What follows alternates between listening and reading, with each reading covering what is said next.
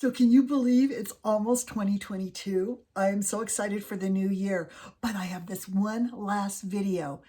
This video today is all about doing those whipped toppers and using spackle to make faux sweets, and I can't wait to show you and give you some tips. Hi, I'm Bonnie Overman. I want to thank you for joining me today. I hope my channel will inspire you to lead a more productive, creative, and stylish life at any age, always on a budget. You know I'm 70 and I say it because if I can do these things, you can do them too. I want to thank all my subscribers. I love all of you so, so much. And if you haven't subscribed yet, consider doing so. You don't want to miss especially my kickoff for 2022 on January 1st. You'll know what my channel's all about, what I have planned for the new year. I just can't wait to let everybody know. And if you like this video, give me a thumbs up, okay? So today I'm going to be showing you my whipped topper that I made. I'm going to show you the construction behind it. I'm going to show you kind of where I went wrong because I'm just learning this craft, and some bundt cakes, some cookies, just all the little faux sweets I've been working on, and some fabric wrapped candy canes too. And I'm going to come back and do a whole nother series on candy and fake bakes for Valentine's Day too. So I kind of wanted to get that in. Anyway, I hope you love this. I hope you get inspired. And I just want to take a minute. I just want to wish you a very, very safe and happy and healthy new year for 2022. I can't wait. We're going to kick it off on January 1st. I hope you'll join me. All right, you guys. I hope you love it. I hope you get inspired. And I'm going to see you in 2022. Bye. Welcome to my very last video of 2021, and it's all about faux sweets. And I wanted to do this because I'm going to pick this up again in February when I do some faux candy and faux goodies for Valentine's Day. Now, I have a disclaimer. I am not an expert at this.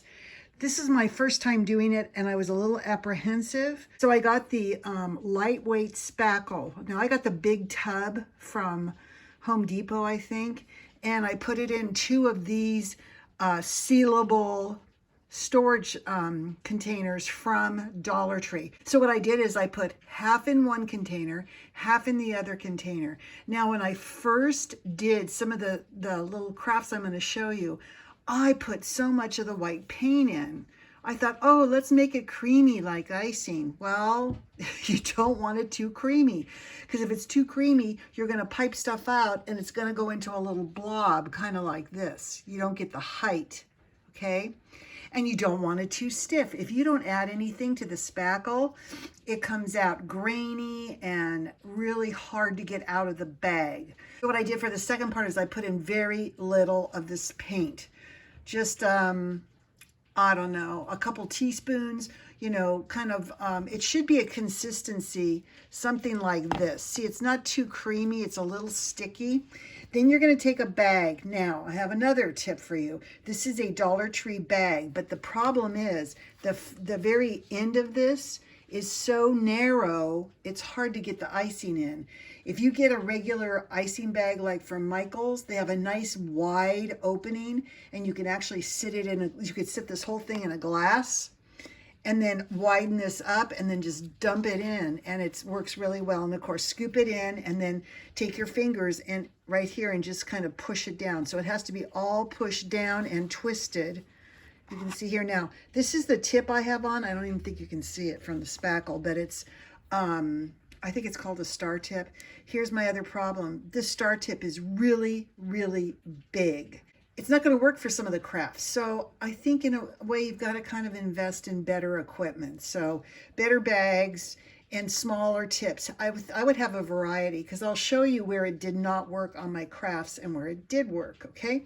So I just wanted to show you that real quickly. This is a messy, messy project. So the first thing I want to start out with is I want to start out with my bundt cake, because this is the easiest project I did. This is a Dollar Tree orange pumpkin, Halloween pumpkin.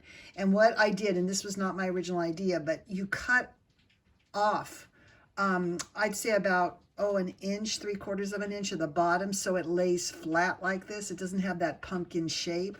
has more of a bundt cake shape. I painted it white, and then I drizzled some puffy paint down here, and then put white glitter all over, and added some berries and these little, keep all your little scraps of all your pine cones and leaves and berries, and that's what I use these for, these little tiny crafts. So that's one of these things. And then you've also seen the cookies I've made. So lucky to come across in my stash all this plastic gingerbread house decorations. I've had all this stuff, I don't know, for like 25 years, and I just happened to find it. So I did use some of those things here. So that is not piping, that's plastic. Okay, let's start on the mug toppers. Now this is the first one I made. Now this one here I made, and it was too loose because when I started putting all the stuff on, everything started falling off. But I want to show you the basis of what I did for these mug toppers. I kind of went up crazy. Okay, here's what I did. I took a paper towel roll and cut it the height of the actual cup or mug I wanted to use, and then I glued on half of a styrofoam ball. You can see this one I didn't even get in the center. I did this because I wanted to be able to actually take this out and maybe do a different one. I didn't want to have it glued to it. So that's what I did, but all you have to do is have a topper. Now I want to show you here. I'll take it out, and you can see this is how it's done. And I want to show you how easy it can be to actually decorate these. Now what I did on this one is these two little green things were from that gingerbread collection. These are straws I cut in half. And this is a little gingerbread, felt gingerbread girl that I had.